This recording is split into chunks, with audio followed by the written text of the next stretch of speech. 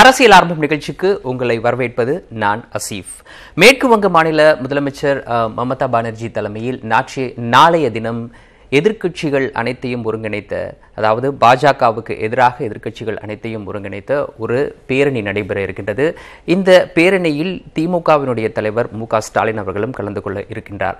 மு.க.ஸ்டாலினை பொறுத்தவரை ஏற்கனவே காங்கிரஸ் கட்சியினுடைய தலைவர் ராகுல் காந்தி தான் பிரதமர் வேட்பாளர் என்று முன்மொழிந்திருந்தார். ஆனால் மமதா பானர்ஜி உட்பட இந்த கூட்டணியில் இடம்பெறக்கூடும் என்று கருதக்கூடிய சில கட்சிகள் அதற்கு எதிர்ப்பு தெரிவித்திருந்தனர், அதை ஏற்றுக்கொள்ள மறுத்திருந்தனர். இந்த சூழ்நிலையில் நாளை நடைபெற இருக்கக்கூடிய மமதா பானர்ஜி தலைமையில் நடைபெற இருக்கக்கூடிய அந்த பேரணியில் மு.க.ஸ்டாலின் அவர்கள் கலந்து கொள்ள இருக்கின்றார். முதலில் இது தொடர்பான ஒரு செய்தி தொகுப்பை பார்த்துவிடலாம்.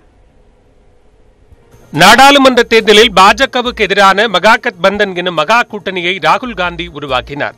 அதற்கு உதவும் வகையில் ஆந்திர முதலமைச்சர் சந்திரபாபு நாயுடு, திமுக தலைவர் ஸ்டாலின், சரத்பவார் உள்ளிட்ட முக்கிய எதிர்க்கட்சி தலைவர்களை அணி திரட்டினார். இதனிடையே காங்கிரஸ் பாஜக அல்லாத மூன்றாவது அணி அமைக்கும் முயற்சியை தொடங்கிய தெலுங்கானா முதலமைச்சர் சந்திரசேகர ராவும் ஸ்டாலின் உள்ளிட்ட தலைவர்களை சந்தித்தார். இது ஒருபுறம் இருக்க, உத்தரப்பிரதேசத்தில் பாஜக எதிர்ப்பு என்ற பெயரில் காங்கிரஸ் இடம்பெறாத கூட்டணியை மாயாவதியும் அகிலேஷும் இணைந்து உருவாக்கியது மகாகத் பந்தன் கூட்டணிக்கு பின்னடைவை ஏற்படுத்தியது.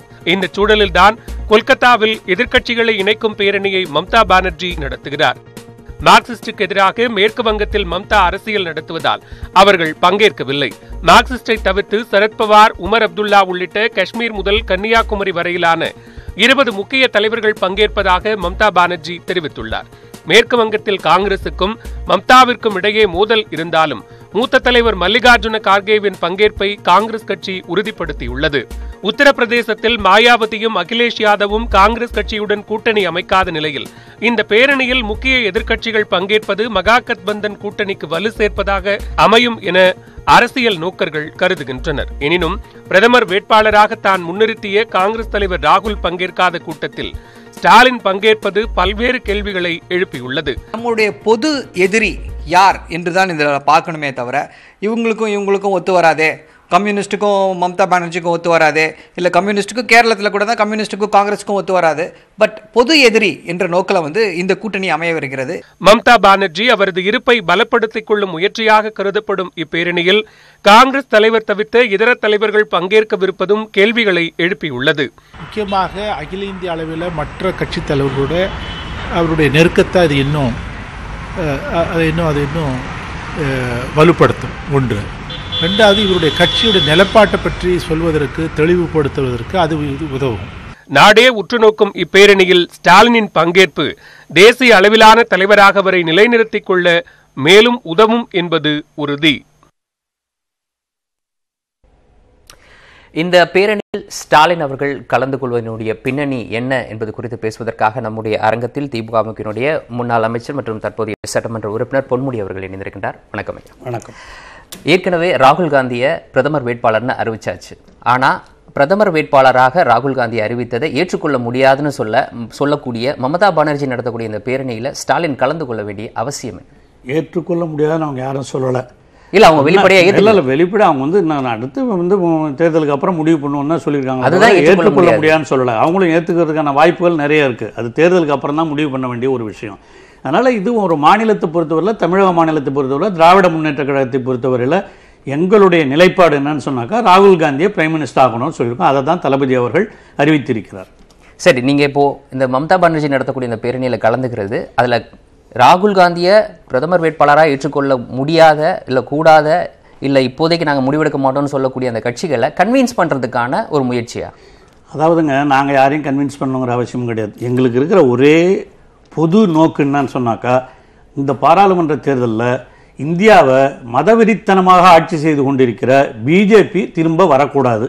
அதற்கு எதிர்ப்பான முயற்சிகளில் எந்தெந்த கட்சிகள் இருக்கிறதோ அவரவருடைய மாநிலங்கள் அவருடைய நிலைப்பாடுகளுக்கு தேர்ப்ப யாருங்கிறதெல்லாம் முடிவு எடுக்கிறது அவங்கவுங்க அதிகாரம். திராவிட முன்னேற்ற கழகத்தை பொறுத்தவரையில் எங்கள் கட்சியில் தலைவர் அவர்கள் அறிவித்திருப்பதை போல ராகுல் காந்தி அவர்களை பிரதமர் வேட்பாளராக ஏற்றுக்கொள்ள தயாராக இருக்கிறோம். அதுதான் உண்மை. அதை தான் நாங்கள் சொல்லியிருக்கோம். சரி, நீங்கள் ஏற்றுக்கிட்டீங்க, ராகுல் காந்தி தான் பிரதமராக வரணும். ஆமாம், அது உங்களுடைய இரண்டாவது விஷயம். முதல் விஷயத்தை பொறுத்த வரைக்கும் பாஜகவை வீழ்த்தணும், ராகுல் காந்தியை பிரதமராக கொண்டு வரணும் அப்படின்னா நீங்க திமுக காங்கிரஸ் அப்படின்ற ஒரே ஒரு 2 கட்சிகள் சேர்றது, அதை தாண்டி இன்னொரு 2 கட்சிகள் சேர்ந்தா இது சாத்தியம் இல்லை. அதை ஏத்துக்கிறீங்களா? மாநிலத்தை பொறுத்தவரையில எல்லா கட்சிகளும் இங்க இருக்கிற கம்யூனிஸ்ட்லாம் கூட என்ன சொல்லியிருக்கிறாங்க, மாநிலத்துக்கு மாநிலம் அது மாறும். தமிழ்நாட்டை பொறுத்தவரையில் திமுக என்ன சொல்லுதோ அதை நீங்கள் ஏற்றுக்கிறோன்னு சொல்லியிருக்காங்க. அவ்வளோதான். அது அவங்க தேசிய அளவில் அடுத்த நிலைப்பாடுகள் வரும்பொழுது அவங்க எந்த முடிவு ஒன்றாலும் எடுக்கலாம். அதில் ஒன்றும் பிரச்சனை கிடையாது. எங்களுக்கும் அவங்களுக்கும் பிரச்சனை கிடையாது.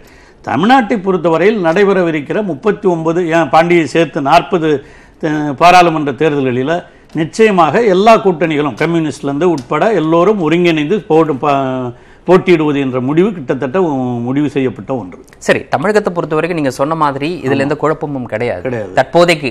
குறைந்தபட்சம் தற்போதைக்கு எந்த குழப்பமும் இல்லை. ஆனா நீங்க ஸ்டாலின் அவர்களை வெறும் தமிழ்நாடு அளவுக்கு குறுக்கிறதா நான் பாக்குறேன் உங்களுடைய பதில இருந்து. அது மற்ற மாநிலத்தில் எது நடந்தா எங்களுக்கு என்ன அப்படின்ற மாதிரி இருக்கு. ஸ்டாலின் அவர்கள் ஒரு மிக முக்கியமான கூட்டணியை இன்னைக்கு அமைச்சிருக்கிறாரு. அந்த கூட்டணியுடைய பிரதமர் வேட்பாளர் தன்னிச்சையா அறிவிச்சிருக்கிறாரு, யாருக்கிட்டையும் கலந்து ஆலோசிக்காம. அப்படின்னா அவருக்கு ஒரு மிகப்பெரிய பங்கு அங்க இருக்குல்ல. தளபதியை பொறுத்தவரையில் கலைஞருடைய வழியில் என்றும் நடைபோடுவார் என்பதை இதில் நிரூபித்திருக்கிறார்.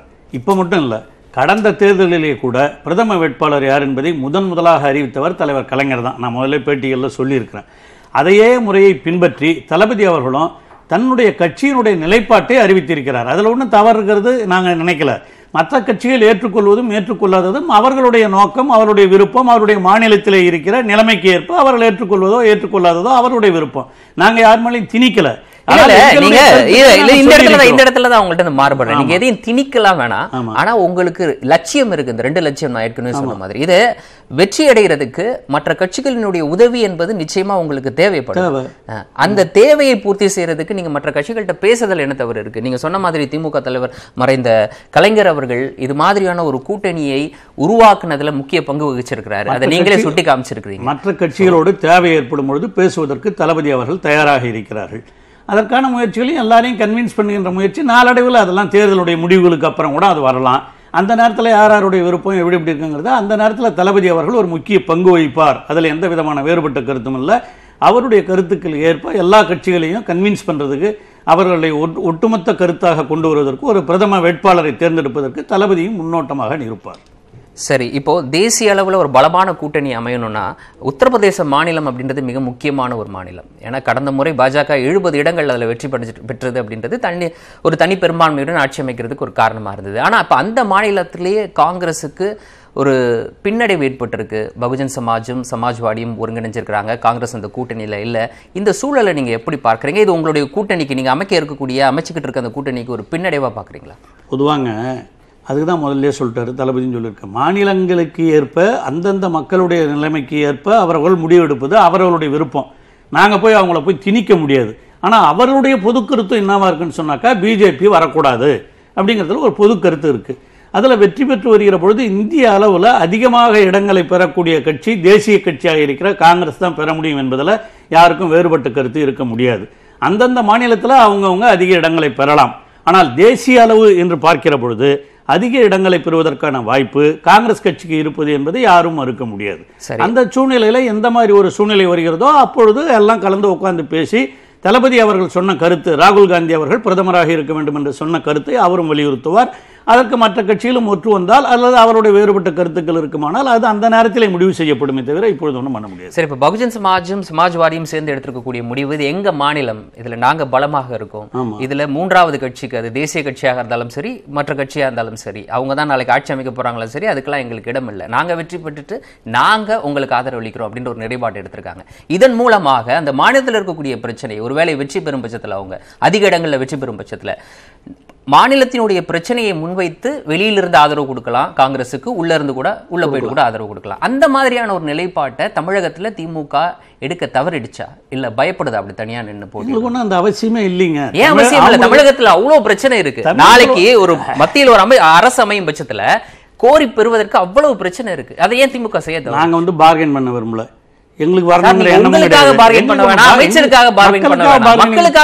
செய்வாங்கிற நம்பிக்கை எங்களுக்கு இருக்கு சார். காங்கிரஸ் கட்சி கண்டிப்பாக இப்பொழுதே நாங்கள் அறிவித்திருக்கிற காரணத்தினால் அவர்கள் அதிகாரத்திற்கு வருவார் என்று சொன்னால் தமிழகத்தினுடைய பிரச்சனைகளை எடுத்துச் சொல்கிற பொழுது நிச்சயமாக நிறைவேறும் என்ற நம்பிக்கை தளபதி அவர்களுக்கும் திமுகவுக்கும் இருக்கிறது. அந்த அடிப்படையில் தான் நாங்கள் சொல்லியிருக்கோம் தவிர வேற எந்த விதமான வேறுபட்ட கருத்தும் இல்லை. சரி, நீங்க அப்ப என் காங்கிரஸ் கூட்டணியிலிருந்து வெளியேறினீங்க. இப்போ அது அந்தந்த காலகட்டத்திற்கு ஏற்ப நீங்க செய்ய தவறு காங்கிரஸ் கூட்டணியில் நீடிப்பது தமிழர்களுக்கு செய்யக்கூடிய துரோகம் அப்படின்னு சொல்லிட்டு நீங்க வெளியேறும்போது காங்கிரஸ் உங்க கைவிட்டதனால விட்டு வெளியே வந்தோம்ல. அப்ப பிஜேபி விட்டு ஏன் வெளியே வந்தீங்கன்னு ஏன் கேட்கல? அப்பயும் பிஜேபி விட்டு வெளியே வந்தோம். அவருடைய மதவெறி கொள்கை நாங்க சொன்ன ஒரு காமன் பிளானிங் வச்சுட்டு தான் அவங்க கூட அலையன்ஸே சேர்ந்தோம். அதை மீறிய பிறகு அதை விட்டு வெளியே வந்திருக்கிறோம். அதனால இந்த அரசியல் நிரந்தரமான மீறும் அப்படின்றது இருக்குதுல்ல, மீறும்ன்ற ஒரு ஆப்ஷன் இருக்கு. கொடுக்கக்கூடிய உத்தரவாதத்தை காங்கிரஸ் கட்சியாக இருந்தாலும் சரி, பாஜக இருந்தாலும் சரி மீறும். மீறும்ங்கிறது வேற. நீங்க தான் சொன்னீங்க. ஆமாங்க, மீறுகிற பொழுது நாங்க வெளியே வர்றதுக்கு தயாரா இருக்கிறோம். மீறாத சூழ்நிலை இப்பொழுது உருவாகி இருக்கிறது. ஏன்னா எங்க தயவு அவங்களுக்கு வேணும். அதனால எங்களுடைய தயவு வேண்டும் என்ற காரணத்தினால் நிச்சயமாக தளபதி அவர்கள் தன்னுடைய திறமையை பயன்படுத்தி தமிழகத்திற்கு எது தேவையோ அதை நாங்கள் அப்போ கூட காங்கிரஸ் எங்களை மீறி போனதுன்னு வரல. நாங்கள் காங்கிரஸ் வேற காரணங்கள் இருக்கலாம். ஆனால் கலைஞர் காங்கிரஸோடு இருக்கிற பொழுது தான் தமிழகத்திற்கு பல்வேறு திட்டங்களை நிறைவேற்றினார் என்பது வரலாற்று உண்மை, யாரும் மறுக்க முடியாது. டிஆர் பாலுவோ அதே மாதிரி மத்திய அமைச்சர்களாக அவர் சொன்னார், இனியும் காங்கிரஸ் கட்சியில் நீடிப்பது தமிழர்களுக்கு செய்யக்கூடிய துரோகம் அப்படின்னு. யாரு? மறைந்த திமுக தலைவர் கருணாநிதி. அந்த காலகட்டம் அவர் தாங்க கூட்டு சொன்னாரு, இந்திராவே வருக, நிலையான ஆட்சி தருகன்னாரு. அப்புறம் அதே மாதிரி சோனியா காந்தி அவருக நிலையான ஆட்சி தருகன்னு எல்லாம் அவர் தான் சொன்னார். அவரும் சொல்லியிருக்காருல்ல, நீங்க ஒன்றும் காங்கிரஸ் துரோகம்னு சொல்லல. அந்தந்த சூழ்நிலைகளுக்கு ஏற்ப சில நேரங்கள்ல ஏற்படுவது, மாற்றங்கள் ஏற்படுவது. காங்கிரஸ் மேல உங்களுக்கு அதீத நம்பிக்கை இருக்கு? கண்டிப்பா இருக்கு, செய்வாங்க நம்பிக்கை திமுகவுக்கு இருக்கு. திமுகவுக்கு காங்கிரஸ் கட்சி வந்தால் நிச்சயமாக தமிழகத்துல பாஜகவை விட என்ன அவங்க இப்போ ஒரு டம்மி ஆட்சி தமிழகத்தில் நடைபெற்றுக் கொண்டிருக்கிறது. அதுதான் நடக்குது. அந்த மாதிரி ஆட்சி கழக ஆட்சி வருகிற பொழுது நிச்சயமாக இருக்காது. உரிமைகளை கேட்டு பெறுகிற ஆட்சியாக தான் தமிழகத்தில் இருக்க முடியும். சரி, ஒரு காலத்தில் நீங்கள் சொன்ன மாதிரி கலைஞர் அவர்கள் பிரதமர் வேட்பாளராக ஒரு நபரை அறிவிக்கும் பட்சத்தில் அதுக்கு ஒரு பொதுவான கன்சென்சஸ் இருந்தது. ஆனால் இப்போ ஸ்டாலின் அவர்கள் அறிவித்ததற்கு பிறகு பெருவாரியான நபர்கள், பெருவாரியான கட்சிகள் அதை ஏற்றுக்கொள்ள முடியாத ஒரு சூழலில் இருக்காங்களே, ஸ்டாலின் அவசரப்பட்டாரோ அப்படின்னு யோசிக்கிறீங்களா? அதெல்லாம் ஒன்றுமே கிடையாதுங்க. அவங்க கருத்தை நாங்கள் சொல்றதுல எந்த அவசரமும் கிடையாது. கலைஞர் சொல்லும் போதும் அப்பயும் எதிர்ப்புலாம் இருந்தது. அப்பயும் காங்கிரஸ் கட்சியில் சொல்ல, கலைஞர் தான் முதலாக அறிவித்தவர் கலைஞர் தான். அப்புறமா படிப்படியாக எல்லோரும் ஏற்றுக்கொண்டு வந்தார்கள். அந்த மாதிரி இப்போ முதல்ல அறிவித்திருக்கிறாரு. மற்றவர்கள் ஏற்கவில்லை என்ற சூழ்நிலை இன்னும் வரவில்லை.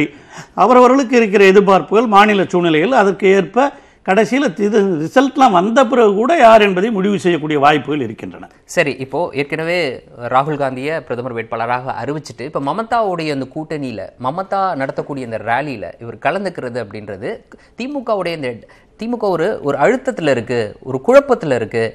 ஒரு பக்கம் இந்த ரேலியில ராகுல் காந்தி கலந்துக்கல, சோனியா காந்தி அவர்கள் கலந்துக்கல, அவருடைய பிரதிநிதிகள் கலந்துக்கிறதா சொல்லப்படுது. சரிங்களா? அப்படிப்பட்ட ஒரு ரேலியில ஸ்டாலின் எந்தவித கண்டிஷன்ஸும் இல்லாம டைரக்டா அவரே போய் கலந்துக்கிறது, திமுகவுடைய பிரதிநிதியை கூட அனுப்பாம அவரே போய் கலந்துக்கிறது அப்படின்றது திமுக கிட்ட ஒரு குழப்பம் இருக்கோ அப்படின்றத வெளிப்படுத்துது. அவர் அழைப்பு கொடுத்தாங்க சார், அதுல போய் கலந்துக்கிறாங்க.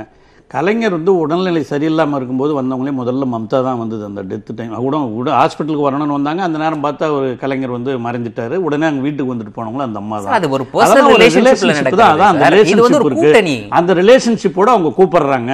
அவங்களுடைய அடிப்படை நோக்கம் பிஜேபி ஆட்சியை வீழ்த்த வேண்டும் என்பதில் மம்தாவுக்கோ தளபதிக்கோ எந்த வேறுபட்ட கருத்தும் இல்லை. அந்த ஒரு நோக்கத்திற்காக இப்பொழுது நாங்க கூடுறோம். அடுத்த நீங்க சொல்றது அடுத்த பிரச்சனை, அது யார் பிரதமருங்கிறத நாங்க இதை கருத்தை வெளியிட்டு இருக்கிறோம். அவங்க அந்த கருத்தை ஏற்றுக்கொள்ளலாம், ஏற்றுக்கொள்ளாமலும் போகலாம். அது அவங்க கட்சியினுடைய விருப்பம். அதற்குரிய டிஸ்கஷன்ஸ்லாம் உரிய காலத்தில் தேர்தல் முடிந்த பிறகு கூட அதற்கான ஏற்பாடுகள் நடைபெறும் என்பது என்னுடைய முழுமையான நம்பிக்கை, தளபதியினுடைய முழுமையான நம்பிக்கை. அதைத்தான் அவர் வெளிப்படையாக சொல்லியிருக்கிறார். சரி, இப்போ பாஜகவை பொறுத்த வரைக்கும் அவங்க ஒரு பலமான கூட்டணி அமைக்கிறதுக்கான வாய்ப்பு இல்லை. நீங்க காங்கிரஸ் மேல நம்பிக்கை வச்சிருக்கிறது நிச்சயமா தமிழகத்துடைய தேவைகளை பூர்த்தி செய்வாங்க அப்படின்ட்டு. கடந்த காலத்துல இந்த குறைந்தபட்ச பொது செயல் திட்டம் அப்படின்னு ஒன்று நடைமுறையில் இருந்தது. இந்த தடவை அந்த மாதிரியான ஒரு திட்டத்துக்கு வாய்ப்பு இருக்கா? அப்படி இருக்கிற பட்சத்தில் தமிழகத்தின் சார்பாக நீங்க என்ன மாதிரியான விஷயங்களை, என்ன கோரிக்கைகளை முன்வைக்க? அதெல்லாம் தேர்தல் அனௌன்ஸ் பண்ண உடனே தேர்தல் அறிக்கைகள்ல அதெல்லாம் வெளிவரும். அதற்கான அறிக்கைகள் தயாரிக்கிற பணியிலையும் திராவிட முன்னேற்ற கழகம் ஈடுபட்டிருக்கிறது. அந்த அறிக்கைகள் வருகிற பொழுது காங்கிரஸ் கட்சியினோடு சேர்ந்து பேசி அந்த அறிக்கைகளை நிறைவேற்றுவதற்கான எல்லா ஏற்பாடுகளையும் செய்வோம். இன்று தளபதி அவர்கள் கிராமம் தோறும் சென்று ஊராட்சி சபையை கூட்டுவதனுடைய நோக்கமே அவர்களுடைய கோரிக்கை தமிழக அளவில் என்ன எதிர்பார்க்குறாங்க என்பதை எல்லாம் கேட்டறிந்து அவைகளையெல்லாம் தேர்தல் அறிக்கையிலே சேர்க்க வேண்டும் என்ற அடிப்படையில் தான் அந்த கூட்டத்தை கூட தளபதி அவர்கள் நடத்தி கொண்டிருக்கிறார். அப்போ குறைந்தபட்ச செயல் திட்டம் அப்படின்றது நிச்சயமாக இருக்கும். அதெல்லாம் தேர்தல் அறிக்கையில் அதை வச்சு தானே பண்ணுவோம் நாங்கள் என்ன ஒண்ணுங்கிறத. அது தமிழகத்தின் சார்பாக இல்ல, நான் இதுதான் இருக்கும் அப்படின்னு சொல்லவில்லை. தமிழகத்தினுடைய முக்கியமான சில கோரிக்கைகள் இதை நாங்க நிச்சயமா காங்கிரஸ் கட்சிகிட்ட கேட்போம், காங்கிரஸ் அரசு கிட்ட கேட்போம். அதான் தேர்தல் நெருங்க அது மக்களோட பிரதிநிதிகளை கேட்டு நாங்க வைக்கிற அந்த அறிக்கையில, தேர்தல் அறிக்கையில அது வைக்கப்படும். சரி, இப்போ இன்னொரு விஷயம் இருந்தது. இதுக்கான முற்றுப்புள்ளியை வச்சுட்டாரு ஸ்டாலின் அவர்கள். அதாவது தேர்தலுக்கு பிறகு ஒரு தொங்கு நாடாளுமன்றம் அமையும் பட்சத்துல பாஜகவுக்கும் கூட திமுக ஆதரவளிப்பதற்கான வாய்ப்பு இருக்கு அப்படின்னு ஒரு பேச்சு இருந்தது. அதற்கு ஒரு முற்றுப்புள்ளியும் கூட அவர் வச்சுட்டாரு. அந்த அளவுக்கு பாஜகவுக்கு எந்த நிலையிலும் நாங்க ஆதரவு கிடையாது அப்படின்றதுல உறுதியா இருக்கா திமுக? கண்டிப்பா, அதில் ஒன்றும் சந்தேகமே கிடையாது. இந்த மதவாத சக்திகளை எதிர்க்கிறோம் சொன்னோம்னா அதான் முக்கியமான நோக்கம். பாஜகவை பொறுத்தவரையில் மதவெறித்தன்மையோடு நடைபெற்று கொண்டிருக்கிறது. இப்போ கூட சமூக நீதி கொள்கைக்கு எதிர்ப்பாக அவர் கொண்டு வருகிற திட்டங்கள்லாம் தமிழகம் மட்டுமல்ல இந்தியாவே எதிர்க்கிற ஒரு சூழ்நிலையெல்லாம் ஏற்பட்டிருக்கிறது. அவர்களை பொறுத்தவரையில் எந்த விதமான மதச்சார்பற்ற கொள்கையிலும் நம்பிக்கை இல்லாதவர்கள். அந்த அடிப்படையில் தான் அங்கே முழுமையாக பாஜகவை எதிர்க்கிறோம். வாஜ்பாய் இருக்கும்போது இருந்த பாஜக வேற, இப்போ மோடி தலைமையில் இருக்கிற பாஜக வேற. இது பூரா மதவெறித்தன்மையோடு, இந்தி மத வெறியோடு, இந்து மத வெறியோடு, இந்தி மொழி வெறியோடு செயல்பட்டு கொண்டிருக்கிற ஒரு ஆட்சி தான் மத்தியிலே நடைபெற்று கொண்டிருக்கிற ஆட்சி. அதை கண்டிப்பாக எந்த நிலையிலும் திராவிட முன்னேற்ற கழகத்தினுடைய தலைவர் தளபதி அவர்கள் சொன்னதைப் போல ஆதரிக்க மாட்டோம். சரி, இப்போ மூன்றாவது அணி அமைப்பதற்கான ஒரு முயற்சியிலையும் கூட சந்திரசேகர் ராவ் போன்ற நபர்கள் ஈடுபட்டிருக்கிறாங்க. அந்த விஷயத்தை நீங்க எப்படி பார்க்குறீங்க? ஏன்னா இப்போ மூன்றாவது அணி அமைப்பது என்பது ஏற்கனவே உங்களுக்கு ஒரு பெட்டர் எக்ஸ்பீரியன்ஸ் இருந்திருக்கு. பிஜேபியோடையும் சரி காங்கிரஸோடையும் சரி, ரெண்டு கிட்டேருந்து நீங்க வெளியே வந்திருக்கீங்க நீங்க சொன்ன மாதிரி. அப்படின்ற போது மூன்றாவது அணி அப்படின்றத அமைப்பதற்கான ஒரு முயற்சியை நீங்க ஏன் ஊக்குவிக்கல? அதுல என்ன உங்களுக்கு பிரச்சனை? எங்களுக்கு தேவையில்லைன்னு நினைக்கிறோம். ஏன் எங்களுக்கு இந்தியாவை பொறுத்தவரை நாடாளுமன்ற தேர்தலில் மூன்றாவது அணிலாம் இதுவரையில் வந்ததே கிடையாது. தேர்தலில் ஜெயிச்ச பிறகு ஒன்றா அவங்களுக்கு உள்ள பிரச்சனை வரும்போது அதுவும் தலைவருடைய தலையிட்டு போய் மூன்றாவது வேறு பிரதமர்கள்லாம் வந்திருக்காங்களே தவிர, தேர்தலில் மூன்றாவது அணிங்கிறது தேசிய அளவில் நடைபெறுகிற தேர்தலில் அது வெற்றி பெறுவது என்பதெல்லாம் நடைமுறைக்கு ஒத்து வராத ஒன்று. சரி, இப்போது நீங்கள் கலைஞர் அவர்கள் இப்படிப்பட்ட ஒரு கூட்டணி அமைச்ச காலத்திலே நீங்கள் இருந்திருக்கிறீங்க. இப்போது ஸ்டாலின் அவர்கள் ஒரு கூட்டணி அமைப்பதற்கான முயற்சியில் ஈடுபட்டுருக்காரு. இந்த இரண்டு தலைவர்களும் இருக்கக்கூடிய அந்த வித்தியாசத்தை நீங்கள் எப்படி பார்க்குறீங்க? வித்தியாசமே இல்லை. தலைவர் எந்த வழியில் போனாரோ அதே வழியில் தான் தளபதி அவர்களும் நடைபெற்று கொண்டிருக்கிறார் என்பதை நான் ஆரம்பத்திலேயே சொன்னேன். அவர் இருந்தால் என்ன செய்வாரோ அதைத்தான் இன்று தலைவர் தளபதி அவர்கள் செய்து கொண்டிருக்கிறார் என்பதுதான் நடைமுறையான அரசியல் உண்மை. அதை தான் செஞ்சுக்கிட்டு இருக்கார். அவர் காட்டிய வழி. ஏன்னா அவர்கிட்ட 30-40 வருஷமாக சின்ன வயசுலேருந்து பயிற்சி பெற்ற ஒரு தலைவர் தான் தளபதி அவர்கள். இன்றைக்கி நேற்று கட்சியில் அரசியலில் வந்தவர் அல்ல. அதனால் அந்த அனுபவத்தை பயன்படுத்தி கொண்டு அவர் அந்த கூட்டணிகளையோ மற்ற அரசியல் வியூகங்களையோ அவர் வகுத்து கொண்டிருக்கிறார் என்பதுதான் நடைமுறை உண்மை. சரி, தமிழகத்தை பொறுத்த வரைக்கும் இப்போ காங்கிரஸ் கூட்டணியை, அதாவது மதசார்பற்ற ஜனநாயக சக்திகளை ஒருங்கிணைத்து அந்த கூட்டணியை பலப்படுத்துறதுக்கு அடுத்த கட்டமாக திமுக என்ன ஒரு முடிவில் இருக்கிறாங்க, என்ன செய்யறதுக்கான வாய்ப்பும் இருக்கு? தேர்தல் அனௌன்ஸ் பண்ண உடனே என்ன அனௌன்ஸ் பண்ண போறாங்கன்னு சொல்லிட்டு இருக்காங்க. அனௌன்ஸ் பண்ண உடனே எப்பவுமே வழக்கம் போல திராவிட முன்னேற்ற கழகத்தில் என்ன பண்றதுன்னா கூட்டணி பேசுறதுக்காக ஒரு குழுவை நியமிப்பார். அது மாதிரி குழுவை நியமித்து தலைவர் அவர்கள் நியமித்து அவங்க கூட பேசி எந்தெந்த கட்சிகள் நம்மோட ஒத்து வருகின்றனவோ அந்த கட்சிகளை ஒருங்கிணைத்து நிச்சயமாக செயல்படுத்துவார். சரி, இப்போது முன்னெப்போதும் இல்லாத அளவுக்கு பல்வேறு கட்சிகள் இருக்குது. இப்போது கமலஹாசன் கட்சி தொடங்கியிருக்கிறாரு, ரஜினிகாந்த் நிச்சயமாக தொடங்க போகிறேன்னு சொல்லிட்டு இருக்கிறாரு. இந்த மாதிரியான சூழலில் தமிழகத்தில் ஓட்டு பிரிவதற்கான வாய்ப்பு இருக்குது. உங்கள் கட்சி உங்களுடைய இந்த கூட்டணி படுவதற்கான வாய்ப்பு இருக்குது அப்படின்றத கருதி இந்த நபர்களை எல்லாம் உங்கள் கூட்டணியில் இணைப்பதற்கான வாய்ப்பு எந்த அளவுக்கு இருக்குது? அதாங்க சொல்கிறேன். தேர்தல் அனௌன்ஸ் பண்ண பிறகு தான் கூட்டணி பற்றி யார் யார் இருக்கிறாங்க யார் யார் இல்லைங்கிறதெல்லாம் அப்போ தான் முடிவு பண்ணும். அதுதான் அரசியலில் இதுவரையில் நடைபெற்று இருக்கிற உண்மை. அந்த அடிப்படையில் எங்களுடைய ஒத்த கருத்துக்கள், எங்களுடைய கொள்கைக்கு ஏற்றவர்கள் அவங்கவுங்க என்னென்னமோ சொல்லிகிட்டு இருக்காங்க. இப்போ அந்த மாதிரி ஒரு சூழ்நிலையில் வருகிற பொழுது அவர்களோடு பேசுவதற்கு ஒரு குழு நியமிக்கப்பட்டு அவரோடு பேசி யார் யார் நம்மளோட ஒத்து வருகிறார்களோ அவர்களை இணைத்துக் கொள்வதற்கு தயாராக இருக்கிறோம். தேர்தல் என்று வரும்பொழுது கொள்கை அப்படின்றது இரண்டாம் பட்சம். அவர்களை இணைக்கிற பட்சத்தில் நம்ம வெற்றி பெறுறோமா அப்படின்றதான முதன்மையாக வரும். எங்க கொள்கையும் நிற்கணும், அதே நேரத்தில் கொள்கையே இல்லாதவங்க கிட்ட போய் இப்போ நாம போய் பண்ண முடியாது. கொள்கையில சில விஷயங்களை சமரசம் செய்து கமலஹாசன் ரஜினிகாந்த் கொள்கை இல்லாத நபர்கள்னு சொல்றீங்களா? கண்டிப்பா, அதுல ஒன்றும் சந்தேகமே கிடையாது. அவங்களுக்கு ஏதோ கொள்கை சொல்லிட்டு இருக்காங்க. அது சொல்றது மக்கள் ஏற்றுக்கொள்ள வேண்டிய விஷயம். அது கொள்கையா கொள்கை இல்லையான்னு சொல்லிட்டு ஒரு பொலிட்டிக்கல் எக்ஸ்பீரியன்ஸ் அவங்களுக்கு இல்லை, அது வேற விஷயம். நான் அதை பற்றிலாம் அதிகமாக பேச விரும்பல.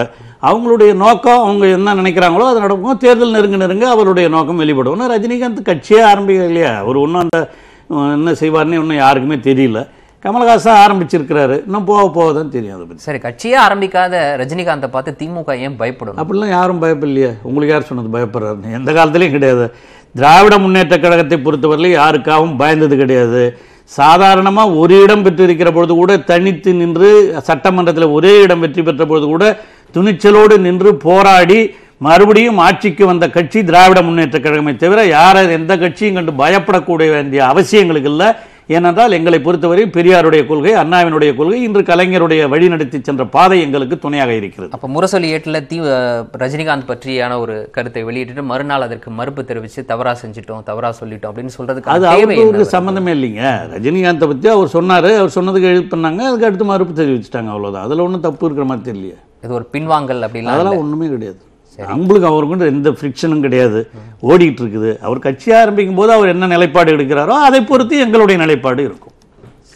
இப்போ தேமுதிகவை நீங்க எப்படி பார்க்குறீங்க? அதுவும் உங்களோடு ஒத்து போகிறதுக்கான வாய்ப்பு எந்த அளவுக்கு இருக்கின்றது? அதான் சொல்றேன், இதெல்லாம் தேர்தல் அனௌன்ஸ் பண்ண பிறகு கூட்டணி கட்சிகளோடு பேசி எடுக்க வேண்டிய முடிவுகள், அந்தந்த சூழ்நிலைகளுக்கு ஏற்ப அவைகள் முடிவு செய்யப்படும். சரி, தற்போது நடைமுறையில் இருக்கக்கூடிய கூட்டணி பலமாக இருக்குது. ஆமாம், அதில் எந்த மாற்று கருத்தும் கிடையாது. அதான் எதுவுமேங்க தேர்தல்னு வரும்போது நான் சொன்ன மாதிரி ஒரு குழு நியமித்து அவங்க கூட பேசி எல்லா காலகட்டங்கள்லையும் கடைசி நேரத்தில் கூட பிரச்சனைகள் வருவது உண்டு. சீட்டு தகராறில் அதில் கூட கொள்கை ரீதியாக எல்லாம் ஒன்றா இருப்பாங்க, சீட்டு நம்பரில் அதில் வந்து பிரச்சனைகள் வரும். அது மாதிரிலாம் நம்ம பார்த்துருக்குறோம், பல தேர்தலில் பார்த்துருக்குறோம். அது மாதிரிலாம் கடந்து வருகிற பொழுது தான் நாம் வந்து ஒரு கூட்டணி ஸ்ட்ராங்காக நிறுவப்படுகிறது என்ற உண்மை வரும். சரி, நீங்கள் வெளியிலிருந்து பாஜகவுக்கு ஆதரவளிப்பதற்கான வாய்ப்பு இருக்குன்னு சொல்லப்பட்ட அதே நேரத்தில் இப்போ நடைபெறக்கூடிய அந்த தேர்தலில் அதிமுக டைரக்டாக பாஜகவோட கூட்டணி வைப்பதற்கான வாய்ப்பு அந்த அளவுக்கு இருக்குது அப்படின்னு சொல்லும்போது அந்த கட்சியிலேயே இரண்டு விதமான கருத்து நிலவுது. ஒருத்தவங்க பாஜகவையும் தூக்கி சுமக்கணுன்றாங்க, இன்னும் பாஜக ஒதுக்கக்கூடிய கட்சி இல்லை அப்படின்னு இன்னொரு நபர் சொல்கிறாரு. ஸோ இந்த குழப்பம் எங்கே போய் முடியும்னு நினைக்கிறீங்க? நீங்கள் அவங்கள கேட்க வேண்டிய கேள்வி என்ன கேட்டு, நம்ம அதிமுக யாருன்னா கூட்டு வச்சுன்னு கேளுங்க, என்னப்பா அந்த மாதிரி பண்ணிட்டு இருக்கீங்களா, எப்படி போய் முடிய போகுதுன்னு. அவங்க ஒரு சாரர் எப்படியாவது ஆட்சியை இன்னும் கொஞ்சம் நிலை தங்க வச்சுக்கணும், ஏன்னா பெரும்பான்மை இல்லாத கட்சியை தக்க வச்சுக்கணுங்கிறதுக்காக அவங்கள ஆதரிக்கணுங்கிறாங்க. அது ஆட்சியில் இருப்பவருடைய நோக்கமாக இருக்கலாம், இல்லாதவங்க வந்து வேண்டான்னு கூட நினைக்கலாம். அது அவங்க கட்சியினுடைய கொள்கை, நீங்கள் அவங்கள கேட்டு. இப்போ இந்த நாளை நடைபெறக்கூடிய அந்த ரேலியில் வந்து ஸ்டாலின் அவர்கள் கலந்து கொள்வது தேசிய அளவில் இந்த கூட்டணியை பலப்படுத்துவதற்கான ஒரு முயற்சியின் ஒரு பகுதி. கண்டிப்பாக தேசிய அளவில் பாரதிய ஜனதாவை வீழ்த்துவதற்கு அனைத்து கட்சிகளும் ஒருங்கிணைய வேண்டும், அதுக்கு உள்ள நோக்கம். அடுத்தது கொஸ்டின் தான் நீங்கள் சொல்கிறது, இந்த பிரதமர்லாம் அது அடுத்து தேர்தலுக்கு அப்புறம் கூட முடிவு செஞ்சுக்குவாங்க. அவங்க எங்களை பொறுத்தவரையில் ராகுல் காந்தி தான் வர வேண்டும் என்ற முடிவோடு. இது இறுதி கேள்வி வைக்கிறேன். ஒருவேளை ராகுல் அல்லாத இன்னொரு நபர் பிரதமர் அப்படின்ற பட்சத்தில் அதை திமுக ஏற்றுக்கொள்ளுமா? ஏன்னா அப்படிப்பட்ட ஒரு சூழல் வருது, தனி பெரும்பான்மை காங்கிரஸ் பெறல, இன்னொரு கட்சியினுடைய தலைவரோ அந்த கட்சியை சேர்ந்த பிரதிநிதியோ பிரதமர் ஆகணும் அப்படின்னு சொல்லும் பொழுது அதை திமுக ஏற்றுக்கணும். எங்கள் காங்கிரஸ்ல கூட கலைஞர் என்ன சொன்னார், சோனியா காந்தி தான் அடுத்த பிரதமர்னார். அந்த அம்மாவே என்ன வேணான்னு சொல்லிட்டு மன்மோகன் சிங் தான் பிரதமர்னு சொன்னாங்க. நாங்கள் என்ன ஏற்றுக்காம போனோம். அது மாதிரி ராகுல் காந்தியே எனக்கு வேணாம் வேற யாருன்னா வரட்டும்னு சொன்னாங்கன்னா ஏற்றுட்டு போக போகிறோம். அதில் பிரச்சனை இருக்குது, அதில் ஒன்றும் பிரச்சனையே கிடையாது. நாங்கள் எல்லாம் சேர்ந்து தானே முடிவு பண்ண போகிறோம். காங்கிரஸும் அதில் உட்காந்து யார் பிரதமருங்கிறதை சேர்ந்து முடிவு செய்ய வேண்டியது தான் ஒரு நிலைமை. அதைத்தான் செய்ய போகிறோம். அதில் என்ன தப்பு இருக்க முடியும்? அதில் ஒன்றும் தப்பு கிடையாது. எல்லா கட்சியும் ஒத்து வரக்கூடிய ஒருவராக இருக்க வேண்டும். நாங்கள் இப்போ ராகுல் காந்தியை ப்ரப்போஸ் பண்ணியிருக்கிறோம், அவ்வளோதான். அதில் வந்து ஏற்றுக்கொள்வதும் ஏற்றுக்கொள்ளாதான் அவங்களுடைய முடிவு. காங்கிரஸ் கட்சியும் ஏற்றுக்கிட்டு அவங்களும் உட்காந்து தான் பேச முடியும் யார் பிரதமருங்கிறத. அவங்களும் உட்காந்து பேசிட்டு ராகுல் காந்தியா சொல்றான்னு வச்சுங்க, நான் இல்லை வேற யாருன்னா இருக்கட்டும் சொன்னா ஓகே, நாங்கள் என்ன பண்ண போகிறோம்? சுருக்கமா இந்த ஒரே ஒரு கேள்வி, அப்படிப்பட்ட ஒரு சூழல், ஒரு குழப்பமான சூழல் வரும்போது மற்ற கட்சிகள் ஒருங்கிணைந்து ஸ்டாலின் அவர்களை பிரதமர் வேட்பாளர் அப்படின்னு அறிவிக்கிறதுக்கான வாய்ப்பு வந்துச்சுன்னா அதை திமுக ஏற்றுக்குமா? இது வந்து ஒரு ஹைப்போதெட்டிக்கல் கொஸ்டின் தான், பட் உங்களுடைய பதில். அதில் என்னங்க சந்தேகம்? எல்லாரும் சேர்ந்த ஒரு மொத்தமாக சொன்னாங்கன்னா ரைட்டு. அவரு ராகுல சொல்கிறார், இப்போ அவரை சொன்னாங்கன்னா வரவேற்கக்கூடிய ஒன்று தானே. தமிழ்நாட்டிலேருந்து ஒரு பிரதமர் வரட்டும்னு வரவேற்போம். சரி, நன்றி. எங்களுடைய அரங்கத்துக்கு வந்து உங்களுடைய கருத்துக்களை பகிர்ந்து கொண்டு மிக்க நன்றி. நன்றி. மீண்டும் ஒரு அரசியல் ஆரம்ப நிகழ்ச்சியில் சந்திப்போம். நன்றி.